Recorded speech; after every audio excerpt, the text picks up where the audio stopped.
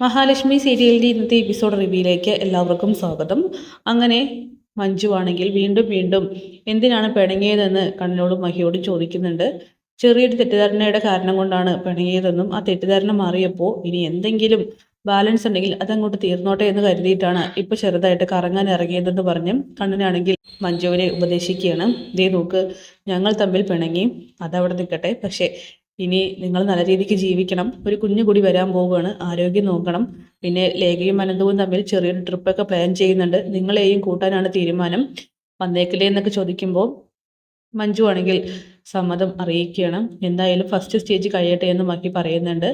ഞങ്ങൾ ഇറങ്ങുകയാണെന്ന് പറഞ്ഞുകൊണ്ട് അവർ അവിടെ നിന്നും യാത്ര പറഞ്ഞ് ഇറങ്ങുന്ന സമയത്ത് മഹി കണ്ണനെ കളിയാക്കിക്കൊണ്ട് പറയുകയാണ്, അച്ഛൻ മാത്രമല്ല ഇനി അമ്മാവനും ആവാൻ പോവുകയാണെന്ന്.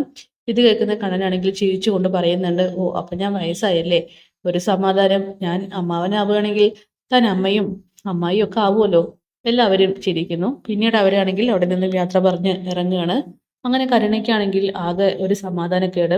5 ലക്ഷം തരുമെന്നും അത് കിട്ടുമെന്ന് ആഗ്രഹിച്ച് അവളാണെങ്കിൽ ഒരുപാട് സ്വപ്നങ്ങൾ കണ്ടുകൂട്ടിയിട്ടുണ്ട്. അതുകൊണ്ട് തന്നെ വാമദേവനെ വിളിച്ച് കരുണ ആ ഒരു ഭീഷണി മുഴക്കുകയാണ്.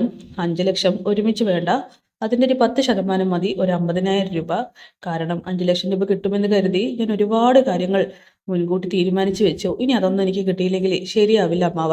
മോൾ എന്തേ പറഞ്ഞു വരുന്നത്? അതെ, ഞാനേ അമ്മാവൻ ഉദ്ദേശിച്ച വഴിക്ക് തന്നെ വരുന്നത്, ഭീഷണി തന്നെയാണ്. മോളെ, നിനക്കിപ്പോൾ എൻ്റെ അവസ്ഥ അറിയാലോ. അമ്മാവ, എനിക്ക് എല്ലാ അവസ്ഥകളും നന്നായിട്ട് അറിയാം. ഫ്രീ ആയിട്ടാണല്ലോ കണ്ണേട്ടൻ സാലറി അക്കൗണ്ടിലേക്ക് ക്രെഡിറ്റ് ചെയ്യുന്നത്. അതുകൊണ്ട് അതിൽ നിന്നും എനിക്ക് തന്നാൽ മതി.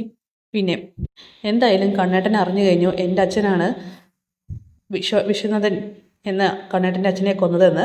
അതുകൊണ്ട് മറ്റൊരു രഹസ്യം കൂടിയുണ്ട്, അമ്മാവനാണ് ഇതിന് പിന്നിലെന്ന്.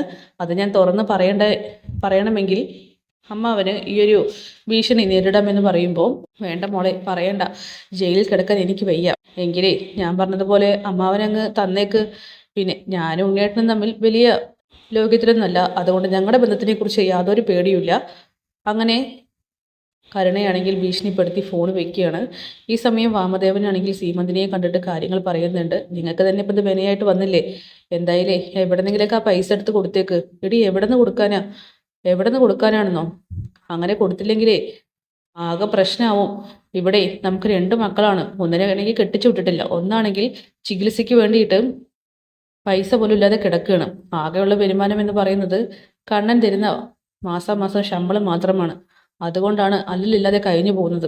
അത് നിലയ്ക്കണ്ടെങ്കിലേ മര്യാദയ്ക്ക് അവൾ പറഞ്ഞതങ്ങ് കൊടുത്തേക്ക്, അല്ലെങ്കിൽ ആ പ്രതാപനോടൊപ്പം ജയിലിൽ പോയി കിടന്നു എന്ന് പറഞ്ഞുകൊണ്ട് സീമന്തിനിയാണെങ്കിൽ വാമദേവനെ ഭയപ്പെടുത്തുന്നു. അയാളാണെങ്കിൽ അത് കൊടുക്കാൻ തന്നെ തീരുമാനിക്കുകയാണ്. പിന്നീട് കണ്ണനും മഹിയും യാത്രക്കിടയിൽ മനസ്സ് തുറന്ന് സംസാരിക്കുന്നുണ്ട്. നമുക്ക് ഒരു 3 കുഞ്ഞുങ്ങളെങ്കിലും വേണ്ടേന്ന് ചോദിക്കുമ്പോൾ മഹി പറയുന്നത് 2 പോരെ. ആ, 3 ഇരിക്കട്ടെ നീ. ആദ്യത്തെ കുഞ്ഞിനെ എന്തായാലും ലേഖയ്ക്കും അനന്തുവിനും വളർത്താനായിട്ട് നമുക്ക് കൊടുക്കാം. നമ്മൾ ആഗ്രഹിച്ചതുപോലെ തന്നെ ഒരു കോമ്പൗണ്ടിൽ തന്നെ മതി ലേഖയുടെയും അനന്തുവിൻ്റെയും നമ്മുടെയും വീട്. അങ്ങനെയെങ്കിൽ നമുക്ക് ജനിക്കുന്ന എല്ലാ കുട്ടികളെയും അവർക്ക് സ്വന്തം കുഞ്ഞുങ്ങളായിട്ട് കാണാമല്ലോ. അങ്ങനെ ഒരു ഇളനീരുള്ള ഷോപ്പ് കാണുമ്പോൾ കണ്ണൻ വണ്ടി നിർത്തുന്നുണ്ട്. എന്നിട്ട് മഹിക്ക് ഇളനീരൊക്കെ വാങ്ങിക്കൊടുക്കുകയാണ്. അപ്പോഴാണ് പ്രതാപൻ്റെ ഒരു സുഹൃത്ത് അവർ ഇളനീര് കുടിക്കുന്നതൊക്കെ കാണുന്നത്. ഇത് പ്രതാപൻ്റെ മരുമകനും മകളുമല്ലേന്നും അയാൾ മനസ്സിൽ ചിന്തിക്കുന്നു. എത്രയും പെട്ടെന്ന് ഈ കാര്യം പ്രതാപനെ അറിയിക്കണമെന്നും അയാൾ തീരുമാനിക്കുകയാണ്. അങ്ങനെ തിരിച്ച് വണ്ടിയിൽ കയറിയതിന് ശേഷം കണ്ണനാണെങ്കിൽ മഹിയോട് പറയുന്നുണ്ട്, താൻ അനുഭവിച്ച അതേ വേദന തന്നെ ഞാനും അനുഭവിച്ചു. പക്ഷേ ഈ പിണങ്ങുന്നതിന് ശേഷം ഒന്നിക്കുന്നത് ഒരു ത്രില്ലാണല്ലേ എന്ന് ചോദിക്കുമ്പോൾ മഹി പറയുന്നുണ്ട്, അത് അത്ര വലിയ ത്രില്ലായിട്ടൊന്നും എനിക്ക് തോന്നുന്നില്ല കണ്ണേട്ട. കാരണം അത്രത്തോളം വേദന അനുഭവിച്ചു.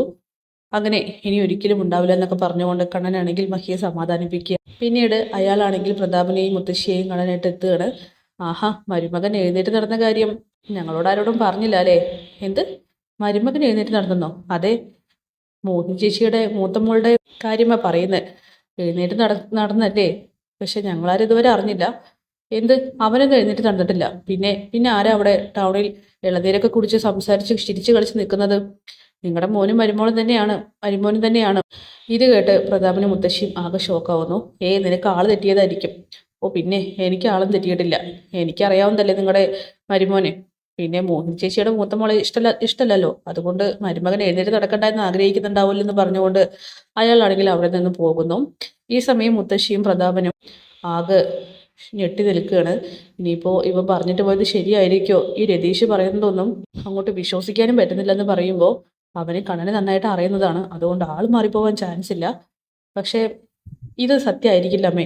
എടാ, കണ്ണൻ്റെയും മഹാലക്ഷ്മിയുടെയും സ്വഭാവം വെച്ച് നോക്കുമ്പോൾ അവർ എല്ലാം മറച്ചു വെക്കുന്ന കൂട്ടത്തിലാണ്. മഹാലക്ഷ്മി ഗർഭിണിയായതും അതിൻ്റെ അച്ഛൻ കണ്ണനാണെന്നുള്ള കാര്യം നമ്മൾ ഈ ഇടയ്ക്കല്ലേ അറിഞ്ഞത്. അതുകൊണ്ട് ഇതും അങ്ങോട്ട് ഉറപ്പിക്കാതെ വിടാൻ പറ്റില്ല. പിന്നെ നീ കാരണം കൊണ്ടാണ് ഇതൊക്കെ സംഭവിച്ചത്. ഇവിടെങ്ങാനും വേലക്കാരിയായിട്ട് കഴിയേണ്ടവളെ മണിമാളികയിലേക്ക് കെട്ടിച്ചു വിട്ടിട്ട് ഇപ്പം അവൾക്കൊരു കുഞ്ഞായി. ഇനി നാളെ ആ കുഞ്ഞിൻ്റെ കൈ പിടിച്ച് അവനും അവൾ നടന്നു പോകുന്ന രംഗം എൻ്റെ കരുണമോള് കണ്ടാലുള്ള കാര്യം നീ ഒന്ന് ആലോചിച്ച് നോക്കിയിട്ടുണ്ടോ എന്നൊക്കെ ചോദിച്ചുകൊണ്ട് പ്രതാപനെ വഴക്ക് പറയുകയാണ്. ഇതിനൊക്കെ കാരണക്കാരൻ നീ തന്നെയാടാ. എൻ്റെ മോളെ ചങ്ക് പൊട്ടി ചത്തുപോകും. സത്യം സത്യം തന്നെയാണെന്ന് ഉറപ്പിക്കണം. അതുകൊണ്ടേ വീണ്ടും വിശ്വനാഥൻ നിന്റെ ദേഹത്ത് കയറണം എന്നൊക്കെ പറയുമ്പോൾ അമ്മ ഇതെന്തൊക്കെയാ പറയുന്നത്? എടാ, വിശ്വനാഥൻ കയറിയതുപോലെ നീ അഭിനയിക്കണം.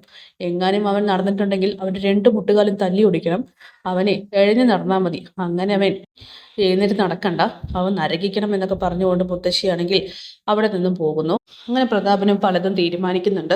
അപ്പോൾ അതൊക്കെ കാണിച്ചുകൊണ്ടാണ് എപ്പിസോഡ് അവസാനിക്കുന്നത്. കാത്തിരിക്കാം കഴിഞ്ഞ എപ്പിസോഡ്സിനായിട്ട്.